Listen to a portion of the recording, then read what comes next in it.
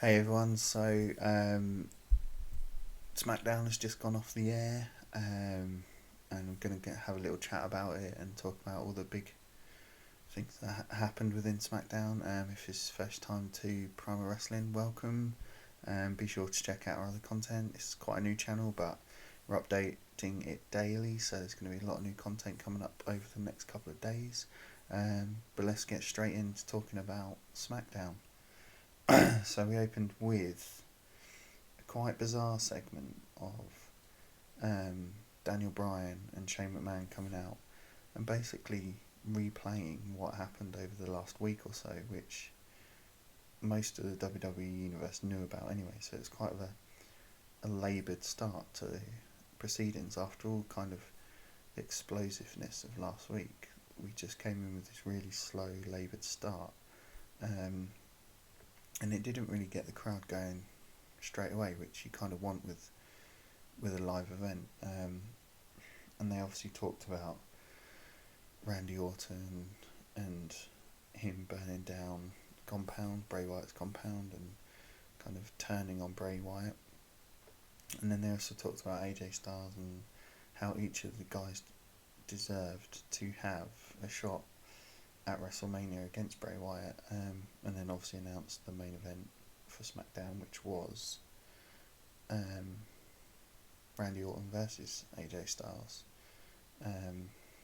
Sorry, I'm trying to think here. It's 3 a.m. and I'm and there's been 3 late nights this week with obviously Fastlane, Raw last night, and SmackDown. So just trying to go into it. And then after that segment, we went straight into Cena, Nikki Bella versus Carmella and James Ellsworth. I knew kind of like the Miz and Maurice would get involved somehow, but they came out right at the start, which was nice, and kind of sat on commentary. It was a pretty poor match, really, wasn't it? Let's face it. It was always going to be with James Ellsworth. He's just not. I don't know why they keep forcing him down our throats. He's just not that. He's just not good. He's not good. Obviously, it was quite a short match, and then Maurice and Miz got involved. Miz's work on the mic was really good. I think that worked really well. He's got so much better over the last little while. If you think back to like when he first was in the WWE and kind of how, not rubbish, but you know, like how kind of below par he was, and he's come up so much in the last year that I actually really like him as a character now, and every time he gets on the mic I'm interested about what he's going to say, so that's perfect. And then we had obviously Maurice kind of going back to Nikki and saying that break that bitch or something. So that kind of heated up that segment even more, but I was actually really disappointed in it. I was looking forward to kind of last week the kind of build up to Nikki and Cena and Miz and Maurice was so good last week that I was hoping we were going to get more of it this week, but it just kind of came back down a notch. It was like 2 steps forward, 1 step back. So slightly disappointed with that segment. And then we went into Ambrose calling out Baron Corbin, and then we had, bless him, commentary got his name wrong. He got beaten up twice by Dean Ambrose. But then it kind of went into this nice segment of Dean Ambrose going to find Baron Corbin around the arena, which culminated in Baron Corbin giving Ambrose a beatdown in the backstage area, which worked really well. And I really liked I don't know if you call them in the States, we call them forklift trucks here. That seemed a bit brutal, which I like, and I hope they build that side up, because that is in Ambrose's character, that kind of unpredictable side. And then obviously you've got Baron Corbin, who's quite brutal, so that could work really well. Maybe having a Falls Count Anywhere match at WrestleMania, or no DQ match, or I Quit match, so I think that would work really well. Then we had Alexa Bliss segment with Becky Lynch. I'm a big fan of Becky Lynch, so it's glad to see her tonight. And also there was Natalia came out, as well as Mickie James was there with Alexa Bliss, and basically they were all arguing. Then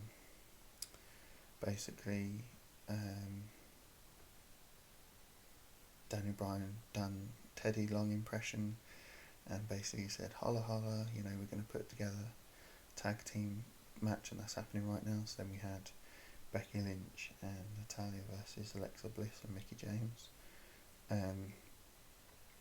And that was a decent match. It was interrupted as usual by advert breaks, so you couldn't really get fully invested in it watching it on TV.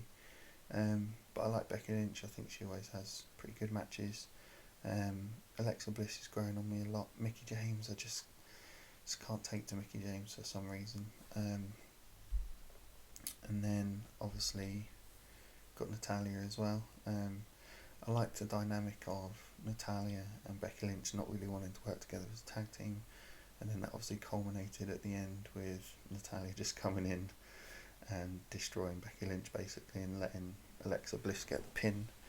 And then obviously I call it a turn, but basically Mickie James super kicking Alexa Bliss to kind of set up that feud, because they were friends, but now obviously because Mickie James wants the title, she's got to kind of distance herself from Alexa Bliss, so we had that side to it as well.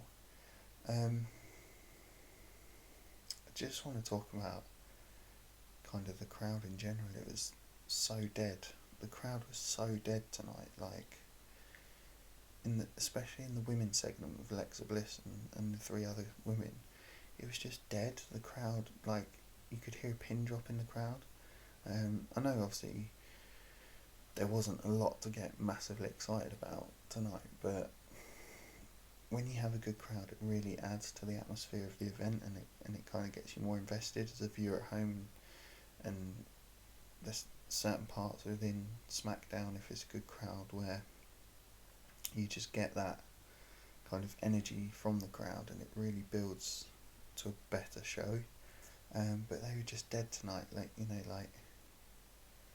there didn't feel much engagement from the crowd, apart from obviously the yes chants with Daniel Bryan, and there's a few who's. But other than that, it was a pretty abysmal crowd. And then we obviously went into the main event at the end of the evening with Randy Orton and AJ Styles. Now, AJ Styles and Randy Orton match, and they built it up a lot. It should have been a great match, and it had its moments, definitely had its moments, but obviously I think it's quite obvious that Randy Orton was going to win. I liked a little fake bit by AJ Styles at the end that fooled Randy Orton into going into an RKO, but then obviously straight after, Randy pulls out an RKO out of nowhere. It's quite a cool move. It can look cool. It's a good, it's quite a cool finisher, but I don't like the way it can just come out of nowhere, because that kind of negates the whole point of the wrestling match beforehand, because he could literally just do it at any point. It's good for the surprise factor, but at the same time, when you really think about it, it's a bit of a weird finisher. What happens with AJ Styles now? I don't know. Is he going to go and feud with Shane McMahon? They didn't really build that up tonight. There was a slight bit of animosity between them backstage, but nothing really kind of signalling that there was something there that was going to be brought up more. So yeah, it'll be interesting to see where AJ Styles goes next week. Overall, as a show, I was slightly let down by it. I mean, coming from last week, SmackDown were going to have to do a lot to live up to last week, and I think they failed slightly this week. Again, obviously on Sunday we had Fastlane, which was the Raw pay-per-view, which was abysmal. And then we had a pretty decent Raw last night. I actually really enjoyed Raw. And you can see my review of it on the channel. I came into SmackDown tonight with high expectations, but for me it just didn't live up to it. It was just, whether it was the crowd or whether it was some of the booking, it just didn't hit me, and I just didn't feel engaged throughout it. There's a few things set up, with obviously like Cena, Nikki Bella and Maryse and Miz and Ambrose and Baron Corbin, and then Randy winning the number one contenders match. I'm just not bothered by Randy really. I know everyone calls him Randy Borton, but I think he does need freshening up a bit. And I was surprised there's no appearance by Bray Wyatt tonight or Luke Harper. I wondered if Luke Harper was going to get involved in the main event somehow. But that didn't materialise, and they kept him off the show, which was interesting. Same with Bray Wyatt. I didn't know if he'd come down to confront Orton at the end. But again, they kept him off the show, which is, it's quite a weird one when he's your brand champion. So we'll have to see how that plays out next week, really. Other than that, there's not much more to talk about. Where do I see it going next week? I'd like to see another really good segment between Nikki, Cena, Miz and Maryse. How they go about that, I don't know.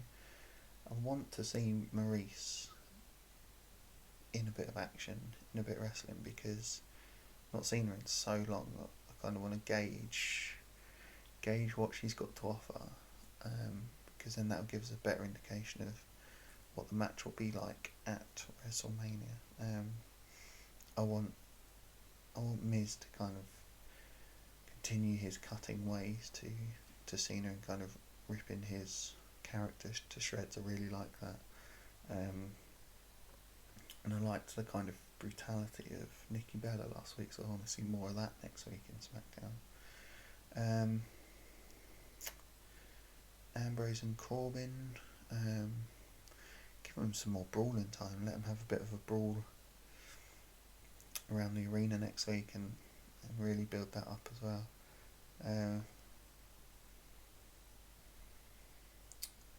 The women's match, so obviously at WrestleMania they've said that the women's title is going to be, Alexa Bliss has got to defend it against everyone on the roster. So I was trying to think through that. Could Nikki fight two in one night? She's obviously not going to win the title because there's rumours of her leaving. But then we've got Naomi as well. Will she be back in time? Maybe she's going to be a surprise entrant, or kind of run in at the end or something and win the title in her hometown of Orlando. I think that would be a good little thing, but at the same time, in this space we really need Alexa Bliss to kind of really ham it up as a heel and kind of make everyone hate her going into WrestleMania. So when that moment does happen, if Naomi comes out, it's like a real pop moment and people can really like engage in it. Although I'm a big Becky Lynch fan, I wouldn't want her to win the title. I think she needs to do something a bit fresh. She's getting a bit stale at the moment because she's had that back and forth feud with Alexa Bliss and a little bit of Mickie James, but they've not really taken her character in any direction. So I'd like them to spend a bit of time on Becky Lynch and building a feud, or just tweaking her character slightly.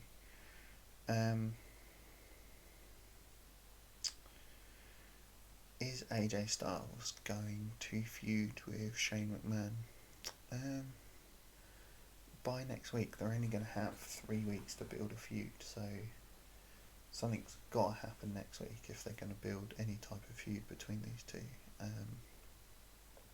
and I don't know if it just feels a bit of a forced feud. I think like AJ Styles as a wrestler and as a person, as a character, is a big person, and he needs a big thing to happen at WrestleMania. He needs to own that stage and have a big moment. He possibly could have that with Shane McMahon, but have we seen it all from Shane McMahon before? I mean, with The Undertaker in the Hell in a Cell match, he basically left everything on the table there. I don't know how Shane McMahon as a wrestler at WrestleMania could top what he did there or what he's done it previously. And the styles will be the styles. I don't mean AJ Styles, but the styles between Shane McMahon and AJ Styles is kind of a mismatch. So it'd be interesting to see how that works out. Just trying to think of anything else that I've missed from this show. Yeah, as I say, Hawkins getting buried by Ambrose. That was a bit harsh, and they're also buried by the commentary team by getting his name wrong. Apparently his name's Chad Hawkins now. Maybe he's going to have a character change, I don't know, but yeah, bless him, getting buried by a wrestler and by the commentary team all within the space of 2 minutes. I'd like to see some Bray next week and Luke Harper as well. I think Luke Harper definitely needs to be built up more. He's over with the crowd, people are enjoying him, he's a good wrestler, but I don't know where his place is now, with Orton going to WrestleMania against Bray, so that ties that up. Luke Harper, I can see him just going into the Andre the Giant Battle Royale, which Mojo Rawley announced himself in tonight and had a little kind of confrontation with Dolph Ziggler. Again, Dolph Ziggler wasn't used tonight. He's kind of lost his way a bit recently, hasn't he? They kind of gave him this heel gimmick where he just wasn't happy with anything and he was just destroying people after matches, but I don't know if they've dropped that now or they're going to pick it back up. I'm not sure. But overall, SmackDown this week was a pretty laboured show. As I said, whether that's down to the crowd or the booking or a combination of both, I just feel it didn't really hit me in any way. And I think actually this week I'm going to have to say that Raw was the superior show. But SmackDown can bring it back next week. They've set up a couple of feuds, so they can build on those next week, and hopefully we'll see Bray back and Luke Harper back and a bit more action and building up the feuds to WrestleMania. So overall I'm going to probably give SmackDown a C+, I think. C+, yeah. It was just kind of middle of the road. Nothing too special happened. It's quite predictable with Randy winning, but there wasn't anything too horrendously bad neither. It's been quite a short chat tonight, purely because it's so late and I've got to be up so early in the morning. But if you want to kind of check out our content, please obviously take a look around the channel. Got some lists going, and also if you like what we're doing, please give this video a like because it shows us that we're doing the right thing.